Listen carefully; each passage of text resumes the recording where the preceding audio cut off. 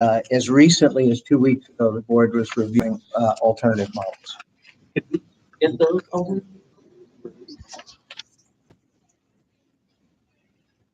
I think so. I think it would, it was all done internally, by the way. I don't know if there's anybody in the room, probably not, that was involved in that. There were faculty, staff, and trustees, all involved in creating that final. And as Tom said, we created quite a number. One of them was just, and I think maybe Tom said, just a graduate school. Could we run just a graduate school? And because if you would look at a financial statement, and just isolated out the graduate school income, direct expenses and direct income, it actually does make money. So I want to be a little cautious. We can release some of the models, but a lot of the detailed analysis went into individual people's salaries and benefits, and we would not release that information. But could you overall, if you're saying this is faculty expenses, staff expenses, when can we get that? Well, I don't know. I mean, we've been focused on placing our students who are transferring and helping our staff and faculty find jobs. And that's a pretty time-intensive set of activities. So we can work on it, but I can't guarantee to be able to turn it around like in 24 hours or anything like that. Yep. Maybe I can work on it.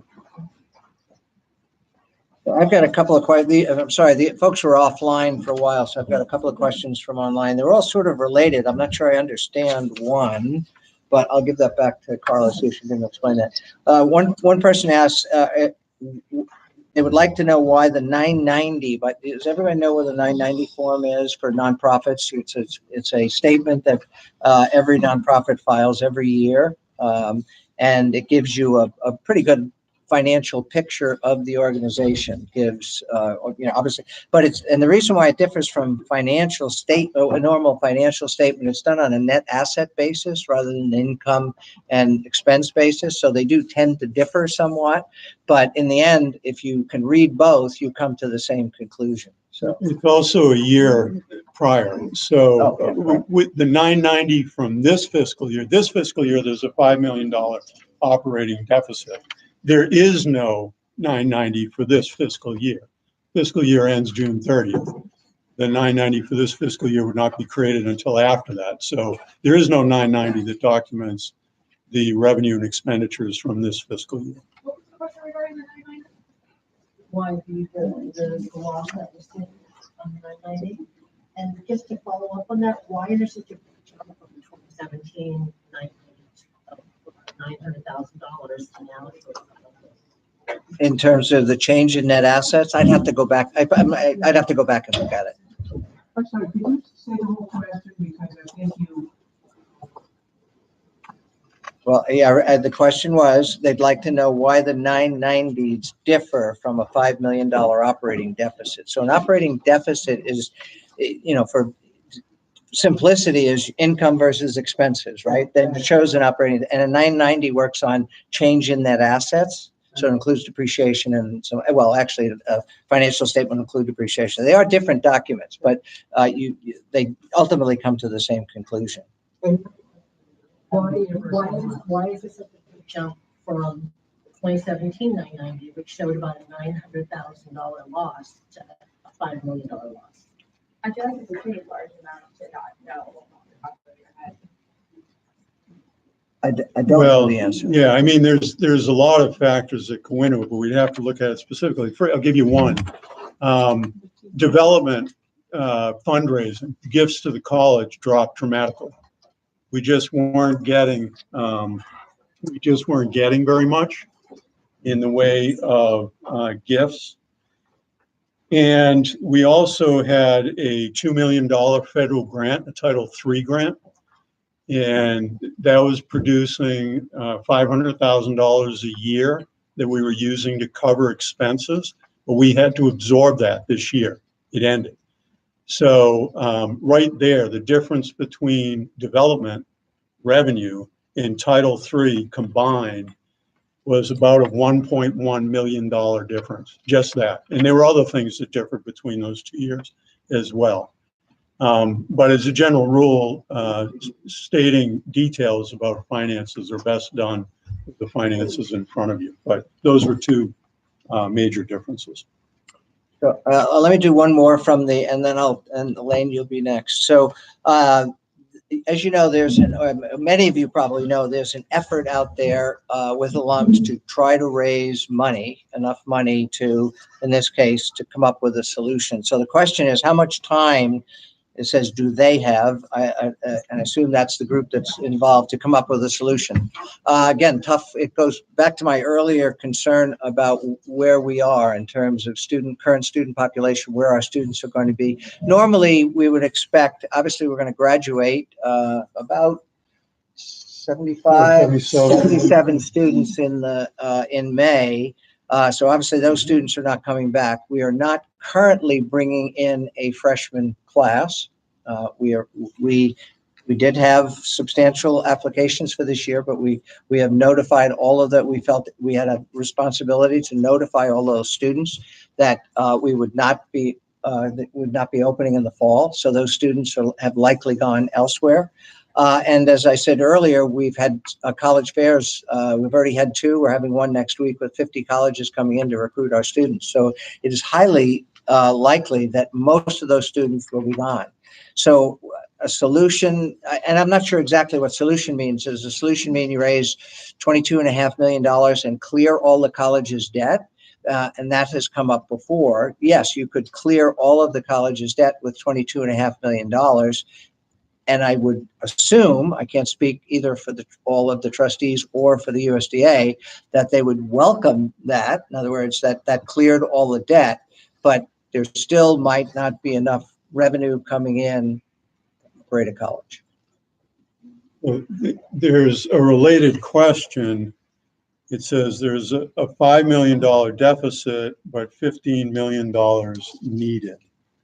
Explain that. Do you want to address that? Yeah, I'm not sure where the 15 million came from. A lot of numbers have been sort of floating around. I'm not sure where 15 million came from, but okay. Okay. All right.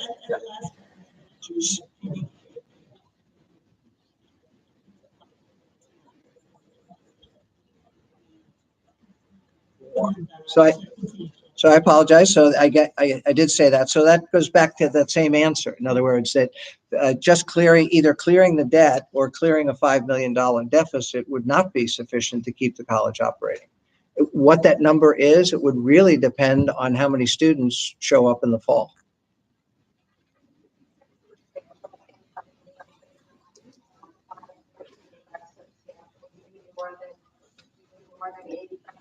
Well, we only had a few deposits when we made the announcement. So, but we had our inquiries were up dramatically, our applications were up dramatically, but I think we only had a handful of actual deposits. Usually you don't get deposits this early, but we anticipated that we would have a robust, and I can't give you a number, but that we would have had a robust freshman class. That would give the college one more year to plan and scope of possibilities. There was almost no number that would be large enough to cover that deficit that I've been talking about. That it would have to have been, I couldn't even come up with a number off the top of my head. It would have to have been a very large number of incoming freshmen, probably more than the size of the actually other 3 classes. Right here.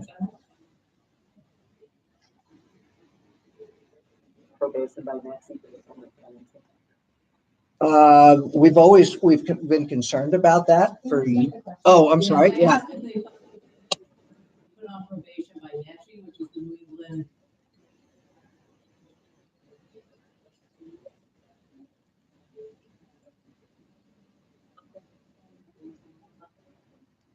To do that. Correct. Correct. And we are not on probation by NETCHI. Was that a concern? Yes. Elaine. Oh, okay. Then you'll be next. Or you're next.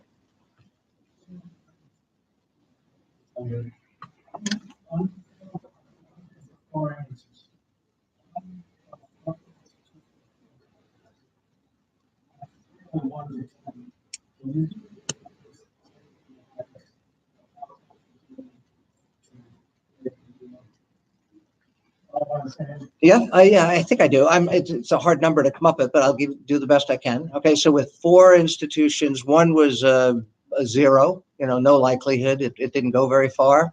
One was probably 3 or 4, and 2 were above 5. One might have been an 8.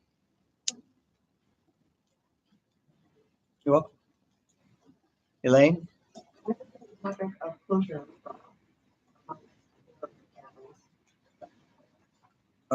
We didn't, the board voted, as you know, 2 weeks ago for closure. When was it first? Oh, I'd have to go back and look at the minutes, but I don't know. A year ago. Well, so closure is a very difficult topic, even for a board. And we have been working, literally night and day to avoid that. So, I've been here, we had an operating deficit the year I arrived. So I've been here, this is my 3rd year. So we had an operating deficit, not $5 million, but we had about an operating deficit about half that the first year. So we were always, this college, and some of who have been here for a long time, either on faculty or staff, know Green Mountain College has always been fragile financially. I'm not sure, at least in the last 20 years, has been historically fragile. But closure was not a topic of regular conversation by the board. Yes. I have talked to you guys who said that in the chat on that panel, you said it was a consideration 18 months ago. Of closure? Not even close. I don't know what the month was, or we've only been talking to Prescott. In fact, Prescott was not one of the earlier institutions, so it couldn't have been 18 months ago. I was talking, and by the way, the earlier conversations with Vermont institutions was not transferring the graduate program, was combining the institutions and keeping this campus open. This is one from online. Can you explain the decision to spin off most of the properties into GMC? It's a campus holding. Yeah, GMC Campus Holdings. So I can explain that. So in order to get the loan from the U.S. Department of Agriculture, it's called it's a community development loan. They cannot refinance existing debt. And so much of the money that we borrowed from the USDA actually did pay off existing debt, but it was their model. It's not something we did deceptively. It was their model. They said, what you can do is form your own LLC to put the campus into this LLC, which is where it sits today. So it's called GMC Campus Holdings. And GMC Campus Holdings has all of the physical assets of the college. So by doing that, the USDA, and they did this with 2 other institutions in Vermont. So we were actually the 3rd. So they did this with Bennington College and also with the Vermont Law School, formed a separate corporation to hold the assets, physical assets. The USDA lends the money, and it's what's called a lease-back arrangement. So it was done in order to get very low interest money from the USDA. Who is to keep their? There are 3 managers. 2 of them are sitting right here, Tom Mosbew and me, and one of our former trustees. I don't know if it's public information. Huh? Yeah, Tony Cortese, the former board chair. Yes. So now my group came forward with such a growth of $5 million. As you said, the debt is over time with the USDA loan for 35 years. To make up some of the expenses, is it possible for that to come in and restructure and move forward, given that the top 2 of the same thing? They're accounting for it at the moment. They know that happens. And looking at a long-term plan, would that be your work? I want to make a comment here that Bob's employed by the Board of Trustees. The entity that would have to make that decision is the Board of Trustees of Green Mountain College. So that would be a proposal put to the board. So how could we do that? Develop a proposal, and I'd be happy to present it to the board. Or someone is presented? That would be up to the board. As Tom said, that would be their decision, but I would assume they would want you present, yeah.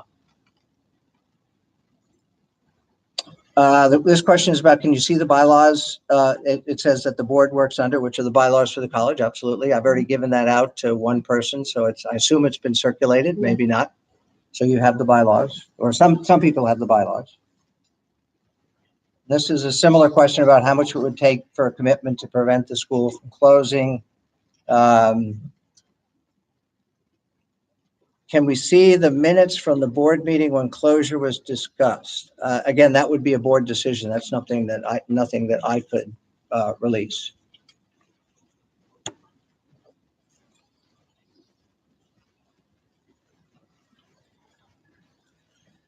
When is the board meeting next? So the board actually has been meeting from all of this semester, essentially been meeting weekly. And those board meetings, if someone wanted to, actually present to the board or appear before the board. By the way, I have a meeting tomorrow morning at 8:00. It's a telephone meeting, but you'd have to really just, I guess, ask the board if you could appear before them. So. Is the time standing? Or does it change from week to week? Sorry? The board meeting time, do they stand? For the last couple of months, it's been a standing meeting at 8:00 on Fridays. Typically, boards, as you probably know, only meet quarterly, and up until recently, our board was meeting quarterly. Yes.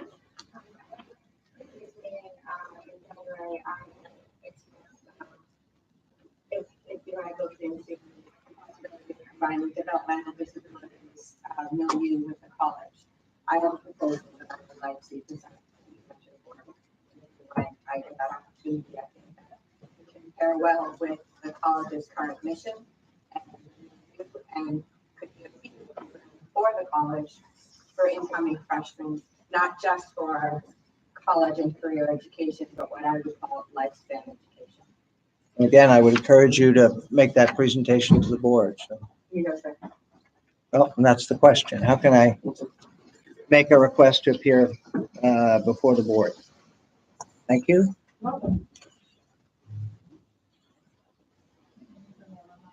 I wanted to know revenue.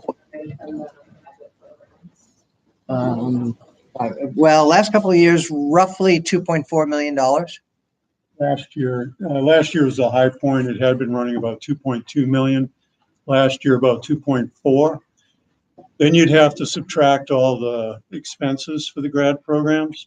We didn't factor in, we don't have a standard overhead rate, so we don't take like the president's salary, my salary, registrar's salary, financial aid, and proportionate and distributed according to the various functions of the college. But the direct expenses, just the faculty to teach the courses and some of the recruiting expenses, were just in excess of $1 million, about 1.2 million.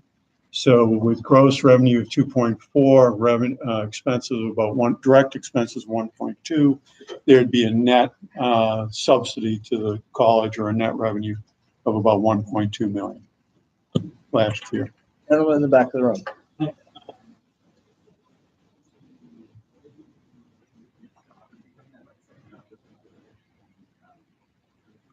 I mean, divide up the property? Yeah, I mean, there may be, it would be out of our control if between now and June 30th, that request would have to come to the college or actually to GMC Campus Holdings, because they actually own that. But the reality is that all of that property is held as part of the security for the loan. So it would be highly unlikely that we would get permission to sell anything. The only property that's not part of that is the co-op building downtown. Blaine.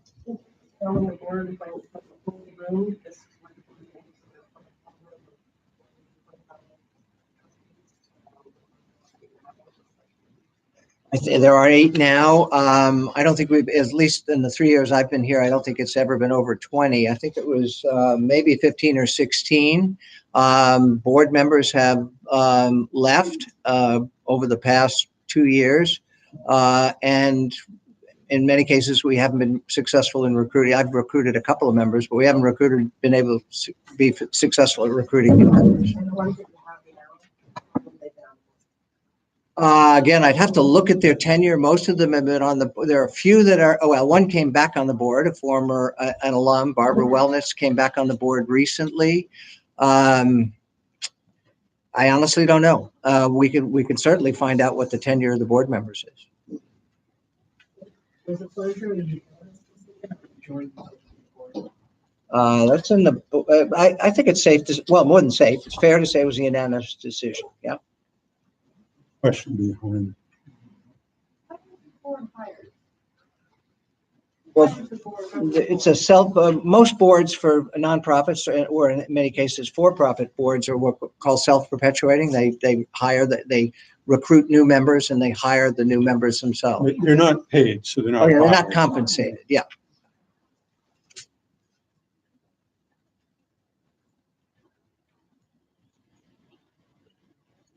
Oh, okay. Right. Yeah. Yeah. Thank you.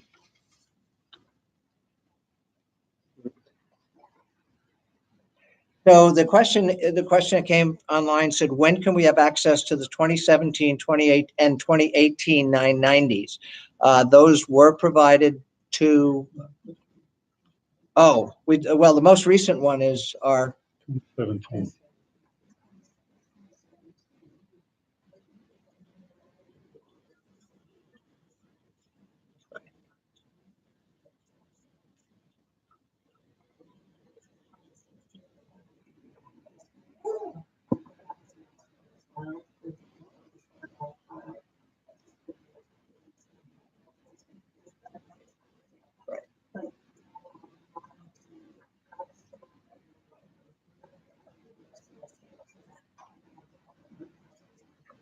The people online may not have been able to hear that. There was Mary Alma Newton, the CFO. It's a little tricky with the dates. The 2017 990 is the one that is our fiscal year 2017, 2018. And that's available on GuideStar.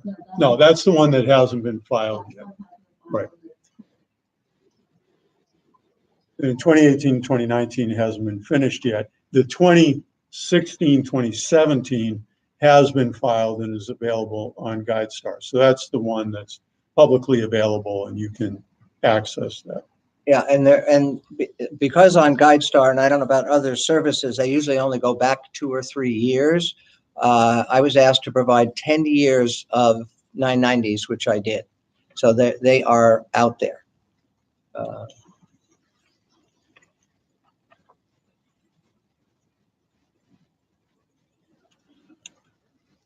So this is, again, this came online. Can you explain how the $19 million from the USDA was used to restructure debts and how roughly a year later the college is insolvent?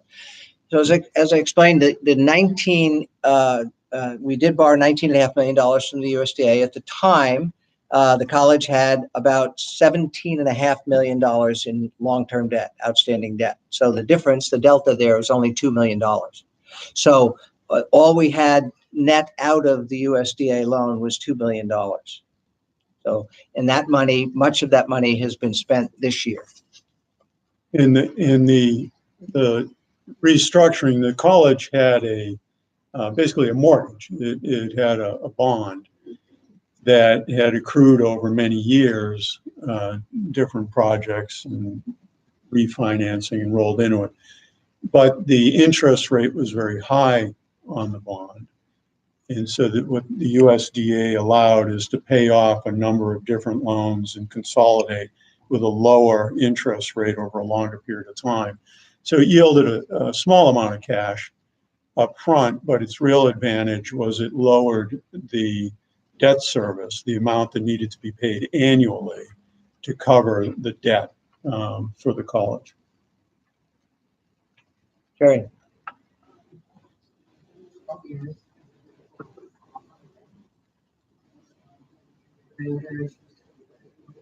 College is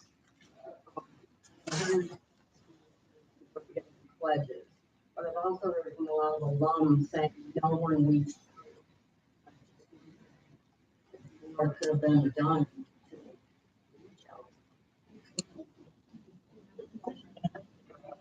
So we reach out not just to alums, but to our donor base regularly, usually more than once a year, and we have been consistently doing that. We haven't reached out recently, especially in the last, well, not in the last couple of weeks since we were announcing closure. We were not out there looking for money. But we regularly reach out. The college has had great difficulty expanding its donor base. It's, again, historically, I think I mentioned this the last meeting, we have raised, again, I've been here 3 years. The first year I was here, I raised $1.2 million. And that included a bequest for about, someone died and left it to the college, about $400,000. So in reality, $800,000.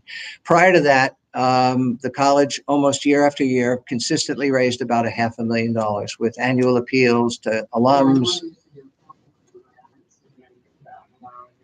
Yeah, we've had student phonathons, as you know, Sherry, you probably, but those, I mean, they are effective in engaging alums. They're not very effective in bringing in a lot of money. I mean, a typical phonathon would bring in $6,000 or $7,000, if I'm right. And yeah, so, and the kind of money that we needed was substantial. I've asked major potential donors for major gifts, but the reality is the college doesn't have a history of that. Has never had a history of major donors.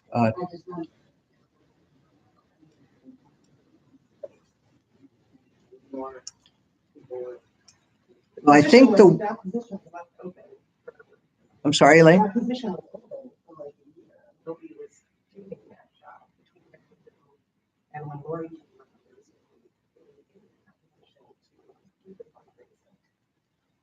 Correct. We were looking to hire the right person, and it was open for a while, like any position. I'm sorry? Oh, yeah. Actually, when Mary Lou left, Michelle Almeida moved from alumni director into the, the development function. So she was in fact doing that after Mary Lou left. Which one? She's sitting right there. Yeah.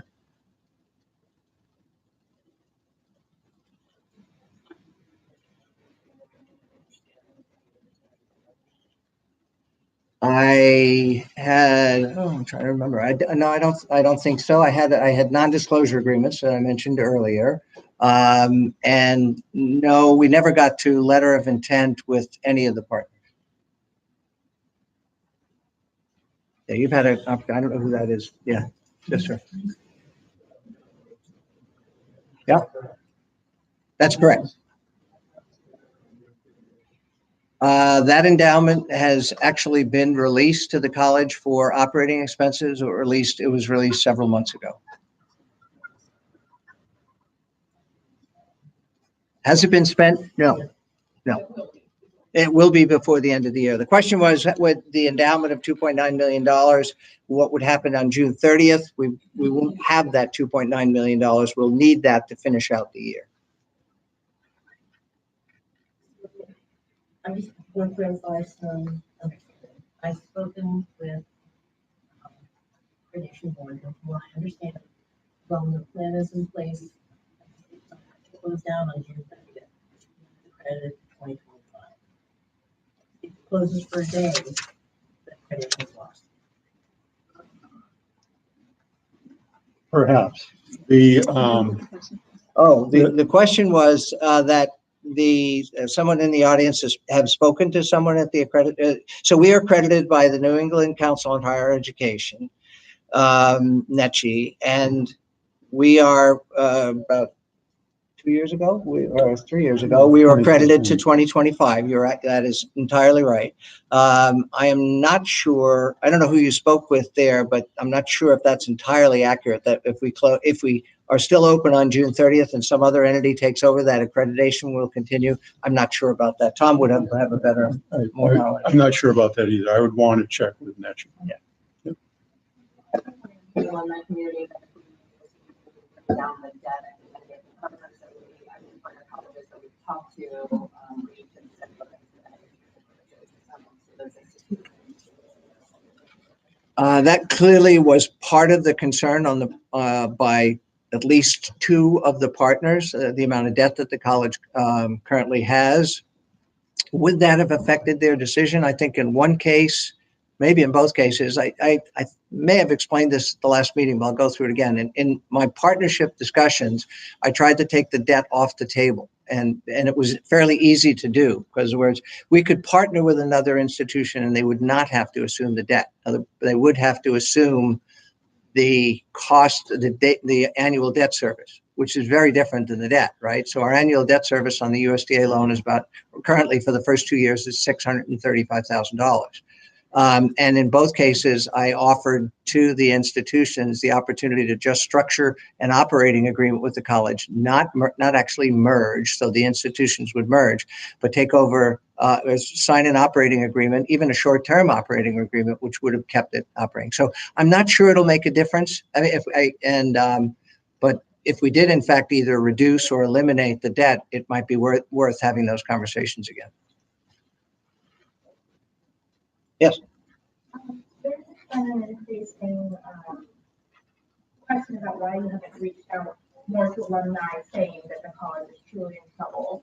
I know previously you said that, well, we don't want to scare away potential students, but I think that the fact that it's been 5 days since the Save GMC movement has started, almost $50,000 has been raised just in pledges and over $140,000 over a 5-year projection for annual givers, speaks a lot about the alumni base and the way that, this was told. A lot of people have been talking to different alumni and calling them and finding numbers from all over. And people still don't know is the thing. Is there alum who don't know? I'll disclose now, I'm one of the 10 people on the Save GMC board that's been working diligently around the clock to talk to a woman in Denver who was 90 and had no idea. And she said, yeah, I'll pledge 400 right now. I don't have much to give, but that's it. So I'm wondering why you didn't reach out to your alumni base, because we back end and they came and they are still coming. And people are saying we will donate more and more and more the more traction you get. So how is it that reach out to your most valuable asset? You say we don't have money, but clearly we have money. We have people on Wall Street who know that. We found them. The question was why did the college not reach out sooner to the alums to let them know about the financial challenges of the college? So I guess on a very regular basis, not with talking about closure, we do in fact reach out to the alums and ask for contributions. It really was a judgment call, and the judgment was that would risk enrollment, it would risk things that contribute every day to the financial health of the college. So, again, it was a judgment call on the part of the board and the administration.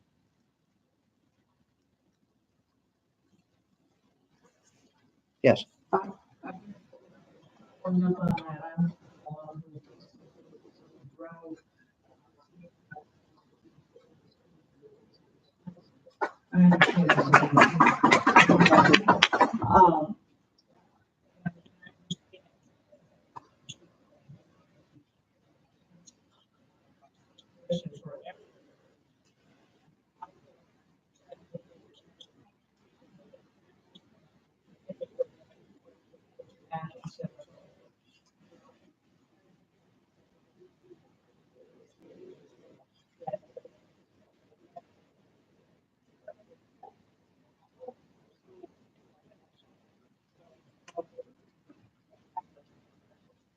So the initial plan, because it was not, I didn't discover the deficit till I got here. So it was in the budget for that year when I started to look at. We had projected to bring in I think 210 first-year students that year, and we actually brought in 160. So that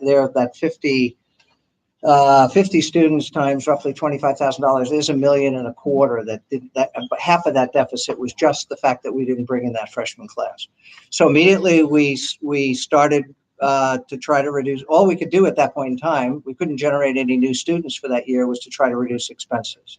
We reduced expenses. Some of you who are here know that on buildings and grounds, they were, which by the way are not GMC employees, but they're contract employees and very much a part of the GMC community, that virtually everybody on the full-time staff was cut down to 32 hours. So we took steps to reduce expenses that year, and we also took steps to increase revenue. So I hired a member of the faculty as our chief marketing officer, and she started immediately. In fact, she had to give up some classes in order to do that. So I felt, and I still feel, that one of the challenges of GMC is getting that word out as to what a special place it is.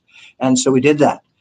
It didn't, for the following year, we had a very, very aggressive plan to bring in students. And again, we did not. We brought in 147 the following year, and first year students, we brought in 147 again this year.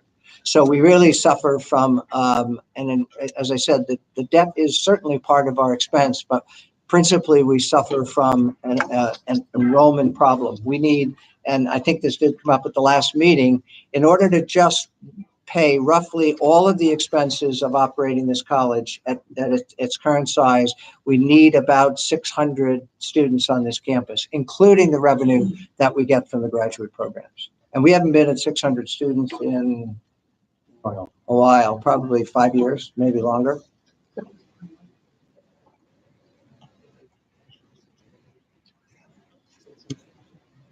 Well, no, we, at the time, we thought by getting an aggressive marketing plan going, and we did, we spent money on it. We devoted people to it, that, small liberal arts colleges are struggling in this country, not just GMC. Students want to go increasingly to colleges that are in cities or in much larger areas than certainly than Poultney. And that will continue to be a challenge, not just for all colleges like GMC. So we're not alone. And part of what's difficult is estimating how many students will actually show up in the fall. So, for instance, I think it was fall 17, or was it fall 18? I don't remember. We were running our inquiry rates and our application rates were running at such a level to lead us to believe we were going to meet and exceed our aggressive targets. But those students just melted during the summer. A lot of them didn't show up. But if you tracked the data, it looked very strong. So we've done a number of things that were very promising. They certainly wasn't the case of this is hopeless. We had very promising results, but it's converting that last moment where the students actually matriculate on campus. The other issue is that students' capacity to pay for a higher ed has been plummeting. So not only is it difficult getting the total number of students, but it's the revenue per student. And our financial aid has been climbing steadily. We've had students who can't come back because they can't afford it. They need more financial aid, a lot of financial aid appeals. We have students that we're trying to recruit to come here who they either get another package from another institution, we try to compete, we lose them, or maybe we gain them, but they still struggle. It's really been challenging. So even when you get the students, sometimes your revenue drops, even when the numbers go up. So there were three factors. I'll quickly explain. I think I did this last meeting. There were three factors that contributed to the largest factors to our deficit this year. One was Tom explained, the number of students. We had budgeted for 200 students, first-year students. That includes freshmen and transfers. We got 147. So we came down. We were short 53 students. We had budgeted a discount rate. If you're familiar with how colleges discount their tuition, it is just the way most colleges do business. We discount our tuition substantially. Our published tuition is $35,600. We discount up until this year, we were discounting that just over 60%, 61 this year to recruit the freshman, a smaller freshman class than we planned. We had to discount at 70%.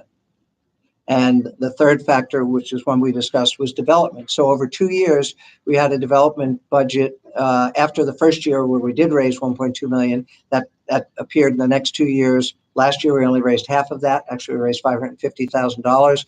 And this year, I took that out of the budget. We had 1.2 million in the budget, believing that it was unrealistic.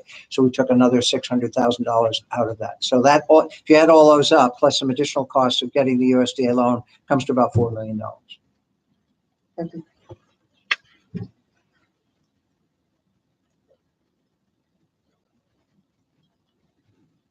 Yeah.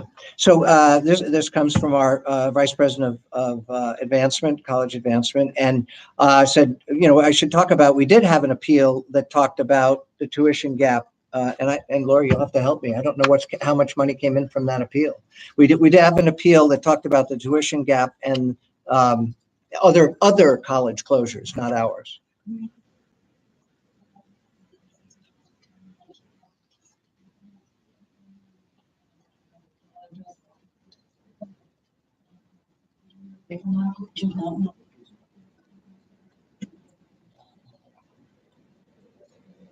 Oh, yeah.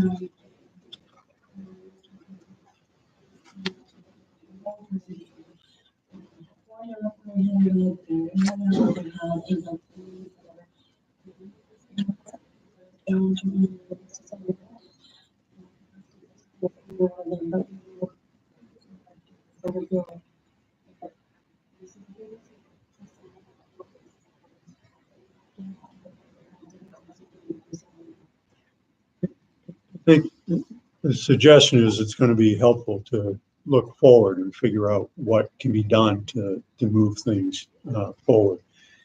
There's a question, what consideration has been given to reducing staff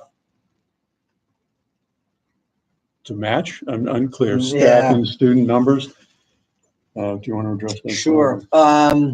So the last proposal that was reviewed by the board, we called it a restructure, which was developed by a number of faculty, some staff, and some trustees. The last proposal it looked at a model of only 300 undergraduate students on this campus. Right now, we started the year with 427. I think this semester we opened with about 371.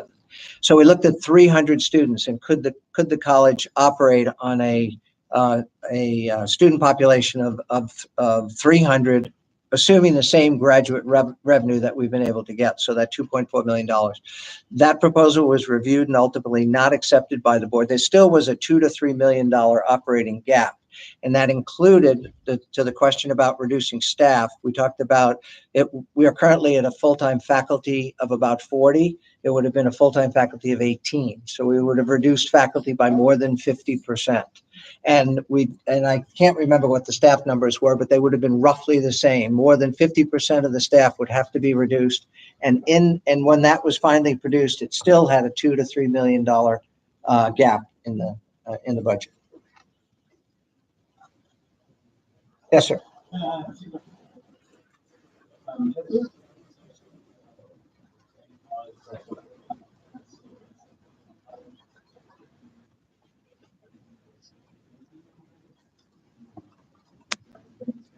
Yeah, the question was, have we had discussions and specifically said with Prescott, and it has been with Prescott, and actually it was with other institutions, about maintaining the Green Mountain College name? The answer is yes. And Prescott has agreed to start, and we don't have the final name yet, but it'll be the Green Mountain either Institute or School or whatever of Sustainability at Prescott College. So that will live on.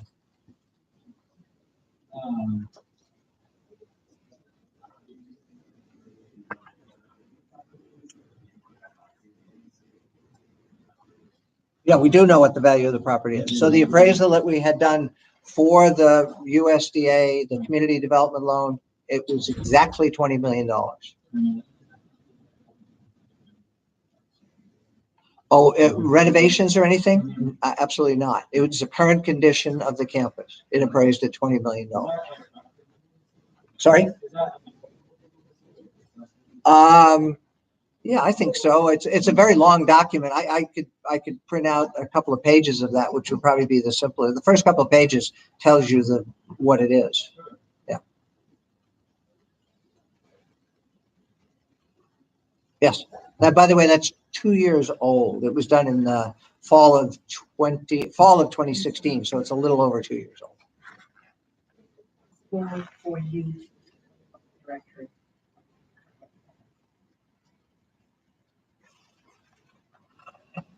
The answer. I don't know the answer to the question. If we would, we're very careful about releasing information because for obvious reasons. We could certainly ask the alumni. In other words, we could ask them to opt in, but I think just releasing alumni contact information, we probably would not do. Yeah.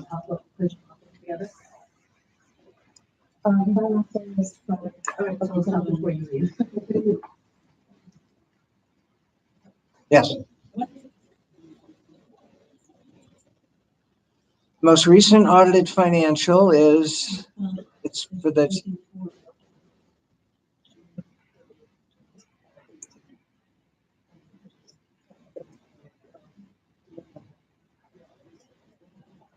Yeah.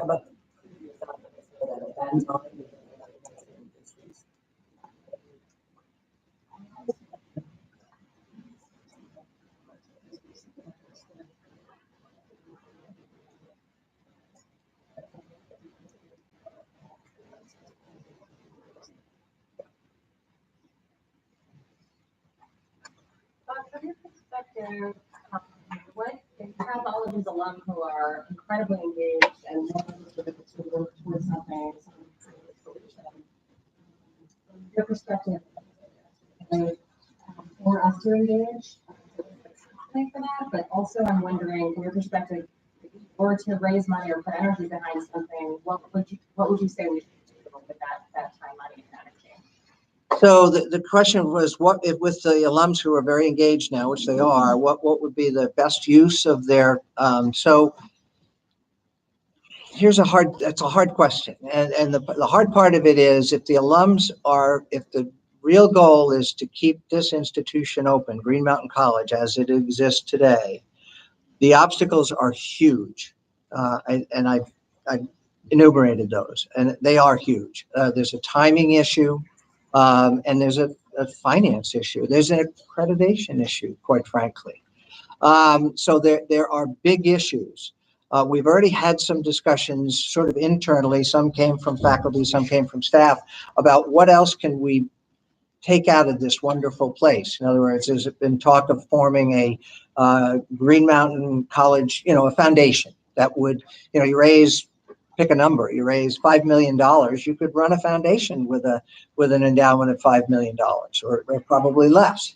So those are the kinds of ideas that I think if the alums reach a point, my focus now is really not on keeping Green Mountain College alive past this academic year. I have to focus on the students, the faculty, and the staff, and doing the best job that I can and we can.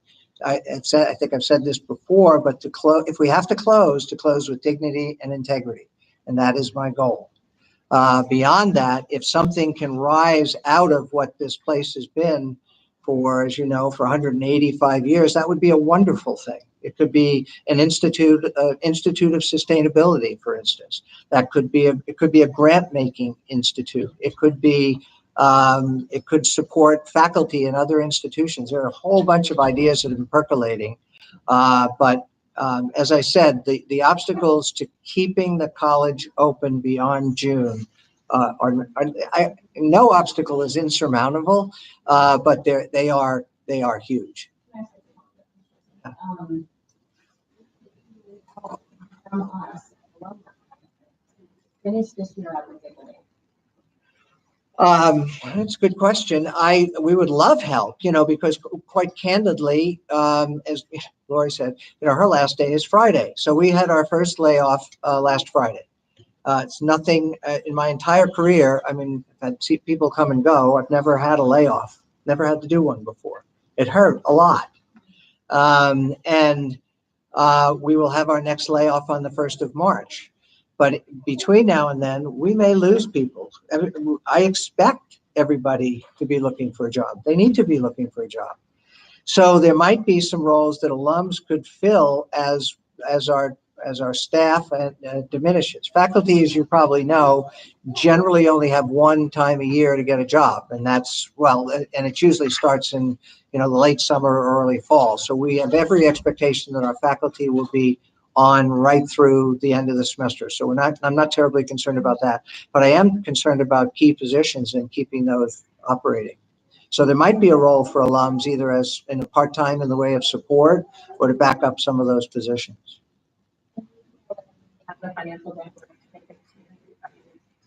to be able to give those who's here the graduation they deserve our financial obligations to them. If they're conduit, if they're alumni who are raising money, that happens. It's honored in this process.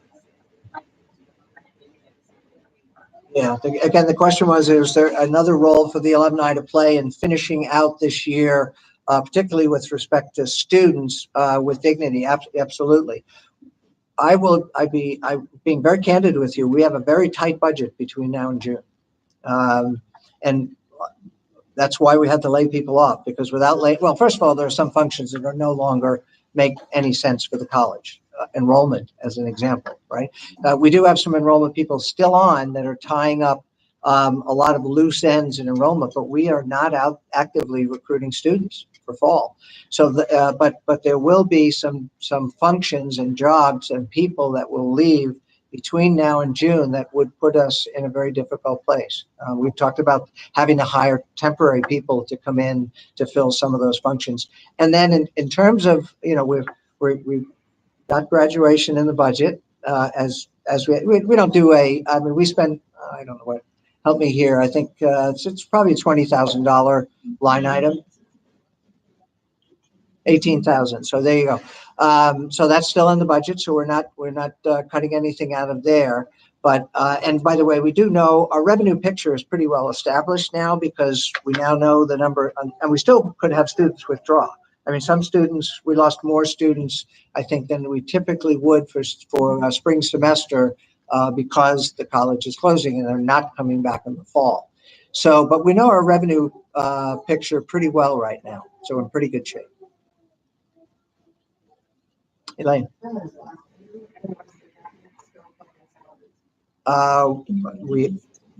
The question was, am I and the rest of the cabinet still collecting salaries? Yes. And by the way, everybody else is being paid too. So. Yeah.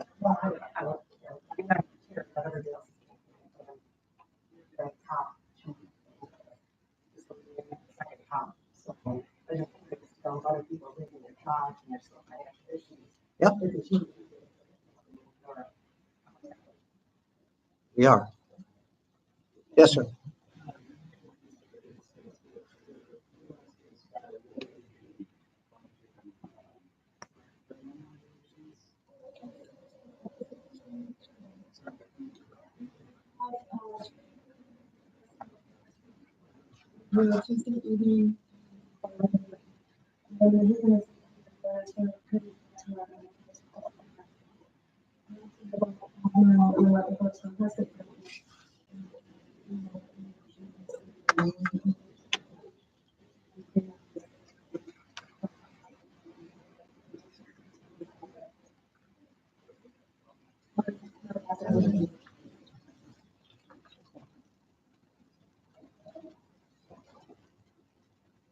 Yes.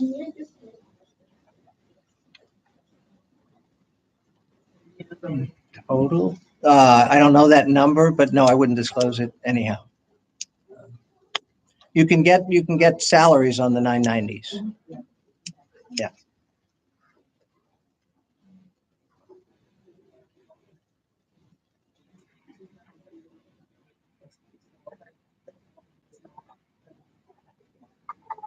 Yeah, there are, the cabinet has gone from 6 to 3.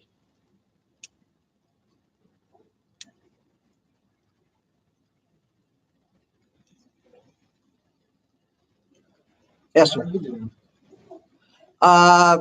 Probably well, not probably, the toughest 2 weeks of a very long professional career. Yeah. As I said, I've never laid people off, never closed down. I've had the great joy of growing institutions. So it's been the toughest 2 weeks of my professional life. Thank you for asking.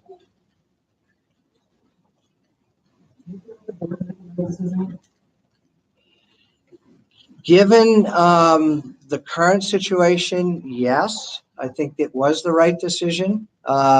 It was not, there are a number of alums on the board, as you probably know. It was a very difficult decision for the board. And I think the board waited as long as it could and had as much information as they could get in order to make that decision. This was, really painful. Again, for an institution that served students and this community and the state and the country for 185 years, to shut it down was a very, very difficult decision. It was not taken lightly. Dick.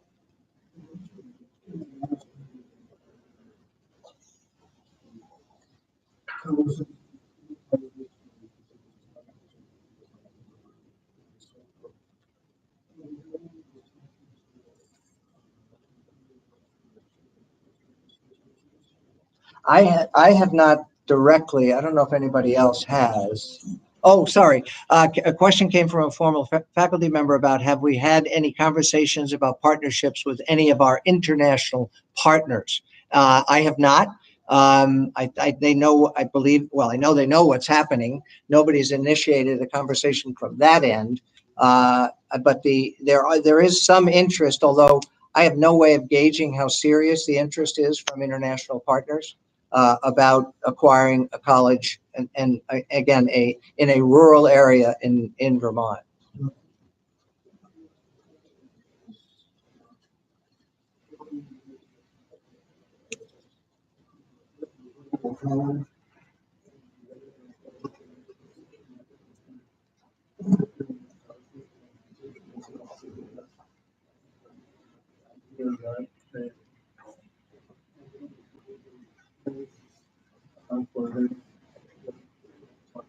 Yeah, yeah.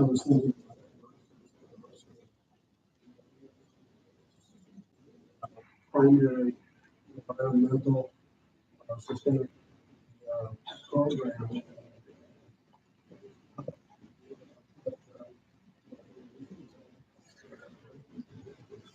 Yeah, thank you. Just to let you know, these are all great things to chase down. I've had conversations with half a dozen UK universities over the last year and a half. And generally, they've been very focused on taking our students to generate revenue for them. They've been less eager to generate revenue for us. Yeah, yeah. I haven't spoken to Aberystwyth about that specific proposal, but I have talked to the chief academic officers at a number of institutions, and that campus expansion has not generally been something they've been looking to do. But we could talk to Aberystwyth, see where they are.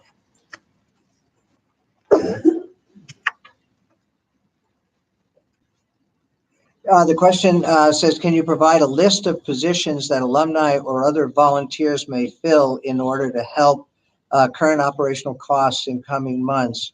Yes, I guess the earlier question was, right now we have, if nobody leaves, we are actually we are reasonably staffed to finish out the year. But if there are positions that come available that either alums as volunteers or even, we assume when positions become available, we're going to have to pay somebody to fill those positions. And if alums wanted to fill in as volunteers, that would very definitely contribute to finishing this year. We don't expect to have, right now, last estimate we looked at, we'd have about, it sounds like more money than it actually is. We might have $50,000 left at the end of June. But we'll still have expenses that will carry over. And by the way, but there may be some positions that alums could fill for sure.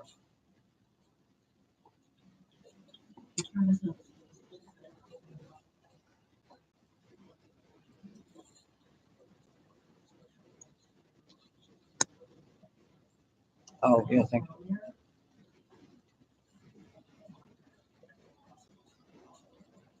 Yeah, that's an important, thank you for that, Mary Alma. The other thing we're doing, and we've already done it, so it's not as if it's a future, when someone has left, someone else who was in fact going to lose their position has in fact already moved in and filled that. We've done it several times, even in the last 2 weeks.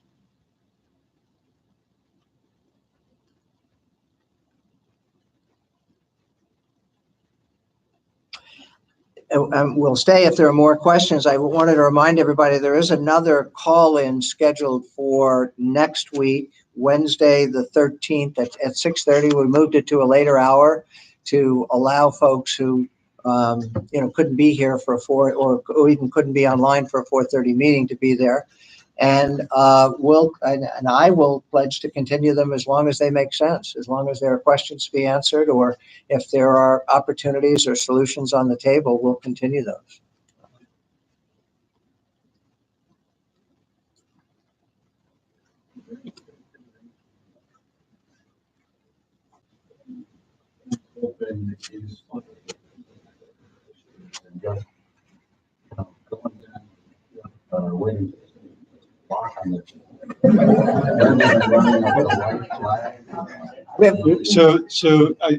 Vernon, that's a great question.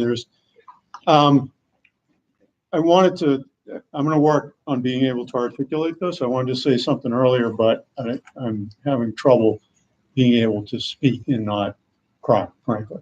I spent 21 years of my life building a world-class educational institution, and it is devastating to see it close. There are a lot of people here that feel as I do, and we're willing to give up a lot to try to keep this place going. You asked about salaries, give up salary, take pay cuts, go without pay for periods of time, do whatever we could to make it work. And there's been a lot of folks who've had those conversations about what we could do. And there's something we run up against, which is incredibly important. Our number one priority is our students. And I'll just give you an example. We held out through the spring to say, maybe we can raise some more funds. Maybe those enrollment numbers for next fall are really going to solidify and they're going to come in strong, and maybe we can get some loan forgiveness or whatever. Maybe we can make this work. But if we didn't know till June, and then we told our students we can't open in the fall, they'd be in a terrible situation. Their ability to transfer, to go to other schools would be undermined radically, and they would be in a very difficult situation. Our faculty would be in a very difficult situation. They have one chance a year really to apply for faculty jobs. By announcing January 23rd, making the decision then, it's already really tight on the faculty job timeline, but there's still open jobs and people can still get into it. So yes, the real tug, you go right to the end, and there are a lot of people wanting to do that and committed to do that, but so much damage could be done to so many people if we did that. And that's an important risk to try to balance. If we even went beyond that, let's say we opened in the fall, would we have enough revenue now that we committed to opening to ensure, like I said, it's been very hard to predict how many students actually show up. And a difference, every 10 students is $250,000. If your enrollment is off by 20 students, that's $500,000. It's off by 40, that's $1 million. If your discount rate goes up because you had to offer more money to get more students pretty quickly, it's another $1 million. So potentially you start in the fall and you say, wait a minute, we can't make it through the year. Or maybe we can't even make it through the fall semester. That's even a worse situation for everybody.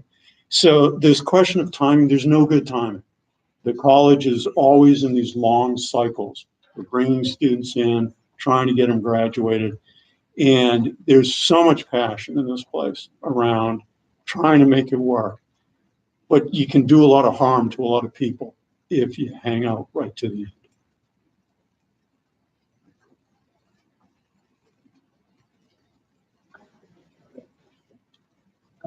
Now you're saying you just have about 70%. 70% for the first year class, overall 67. Okay. Never consider actually just lowering tuition and offering less discount so that it actually is more affordable. We did. We considered it 2 years ago, or 2.5 years ago when I first arrived. We looked at it through, I think, a couple of board meetings, an entire fall season. We presented ideas to the trustees. If you can do a little research on this if you're interested. Some institutions have done it successfully and some have failed miserably. Yeah, and the ones that failed miserably ended up with less net revenue. We couldn't afford that. And I think that was principally why the decision was made not to do it. And there's this other issue of this idea that value, the value of your education is what the institution charge, not what you pay, but what they charge, right? So that was the other issue. Is I was counseled by some people to say you may diminish what the marketplace or the students out there think is the value of a GMC education. We talked about taking it well under it's $36,500, taking it well under $30,000, and eventually the board and I think the administration agreed to take it off the table. But we did look at it.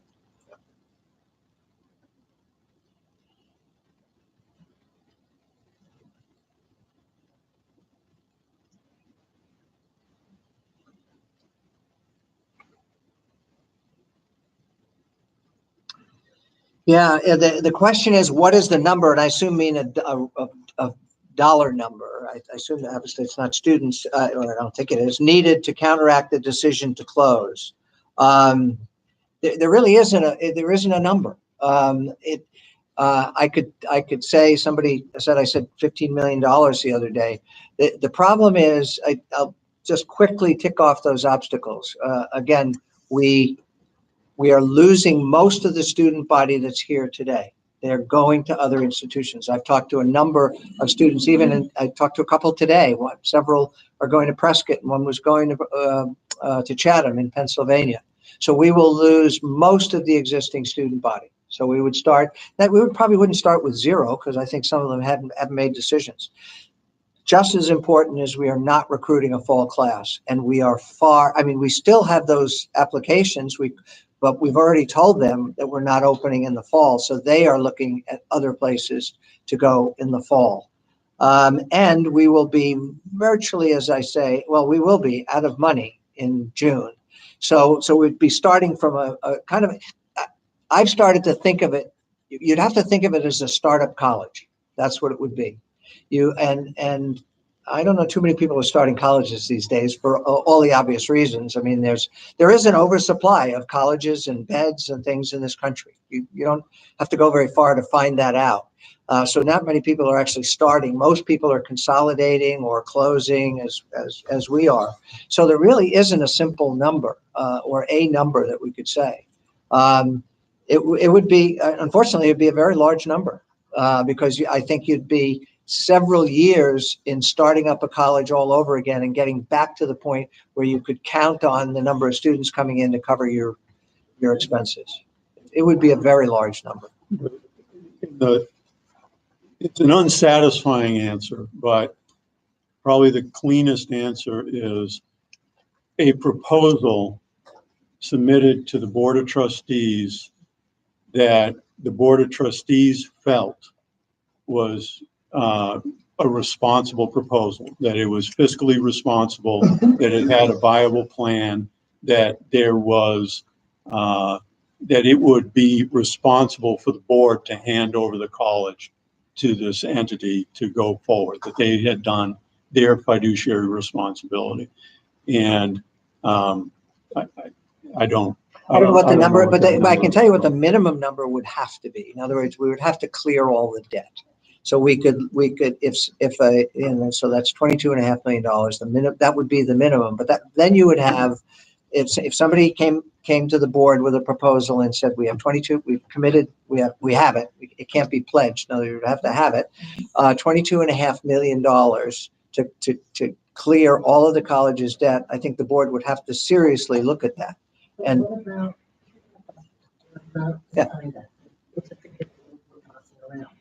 But the USDA loan for 35 years is a low interest rate. If That's we correct. wanted to carry that into the debt and stuff in such a way that we could not meet that, we wouldn't have to fill all of it. That is correct. And that is exactly what I would do if somebody came with $22.5 million. You're not going to find 3.25% money anywhere.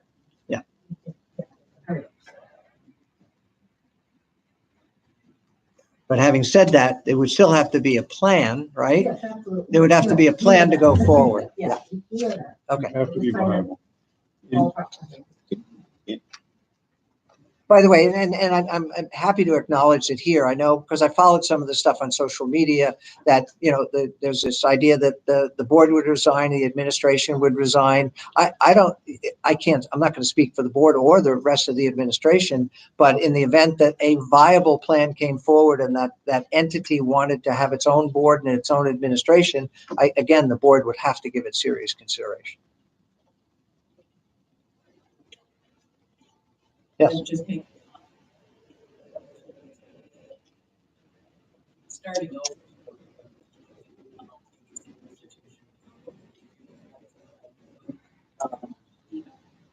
So the question was, what the reason to be done is, if the board agrees, step down and report new trustees and have it act as a separate entity.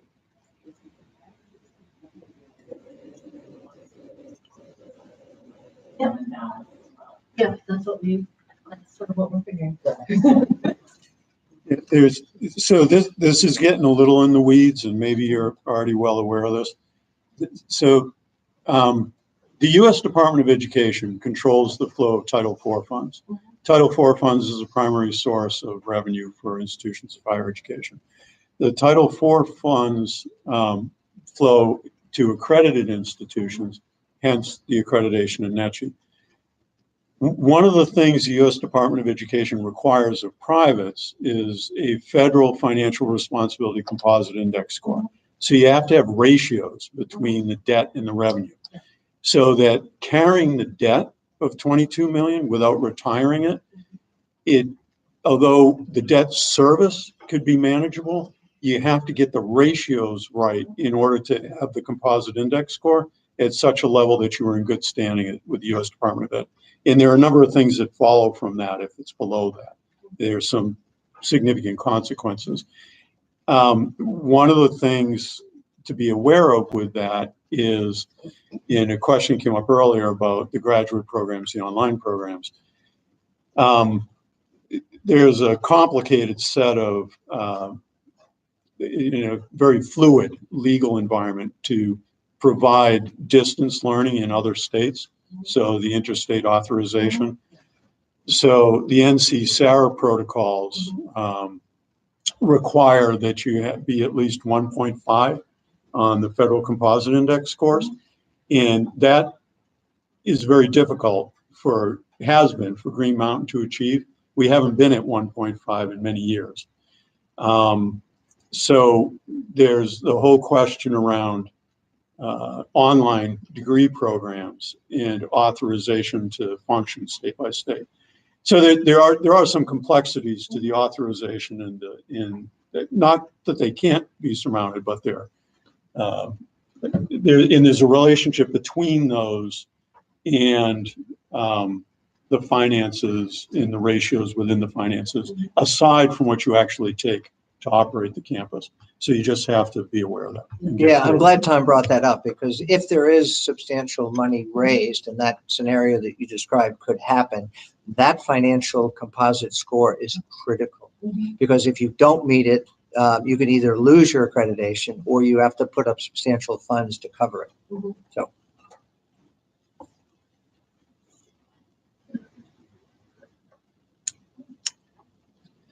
All to be determined. We really don't know. It is an asset of the college. I mean, the building is, and even the contents of it. So we don't know. And there are special collections, as I'm sure you know, that we've got a list. We have a running list of all the things that are, that we need to address, over the next 4, 5, or 6 months. We really don't know the answer. Everything from, everything in this room, quite frankly. Oh, sorry. The question was, what happens to the library? And the answer is we don't know, and it won't be determined probably for months. We're obviously using the library now, so we'll be using it right through to commencement. We will not have any summer programs here at the college, so it won't be used during the summer. But there'll have to be a determination of a lot of those inner, the things at the college owns that are outside of buildings. And that's going to take a long time to determine. And if the college is no longer, if the college either gives a deed to another owner or whatever, then it would be their responsibility to determine the disposition of that. And we can't do anything now. In other words, we can't dispose of assets right now, any of the assets of the college. Yes, ma'am.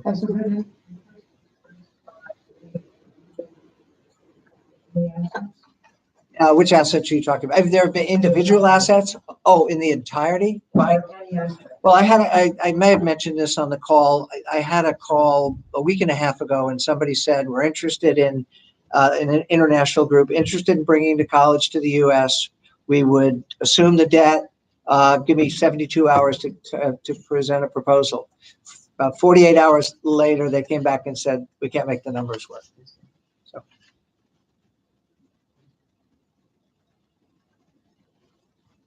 So we are open. I am open. I mean, I know the trustees are open to any offers, and I've got a call into somebody.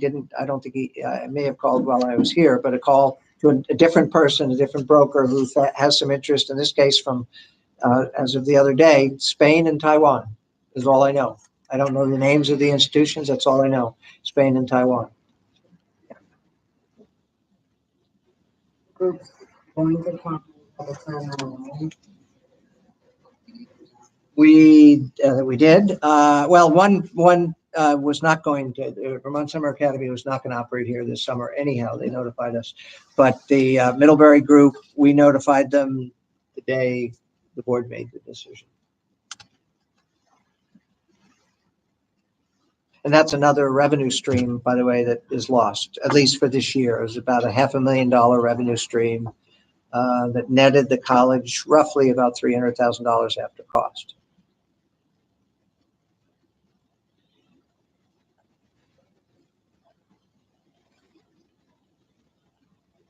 Thank you. Thank you all. It's a basketball game up at Castleton tonight. If anybody, oh, sorry, not at Castleton, St. Joe's. Yeah, College of St. Joe's. Unfortunately, just missed most of the women's game. The men's game, I think, starts at 7. Is 2 hours in still open? It is. Oh, yeah, and it'll remain open. Yep. Oh, yeah. Not as a commercial. Oh, it's not but commercial. we We've never. I tried to operate it commercially when I first got here. It really didn't work. We have a lot of use for it. Oh, yeah. Actually, I think there's a whole. Maybe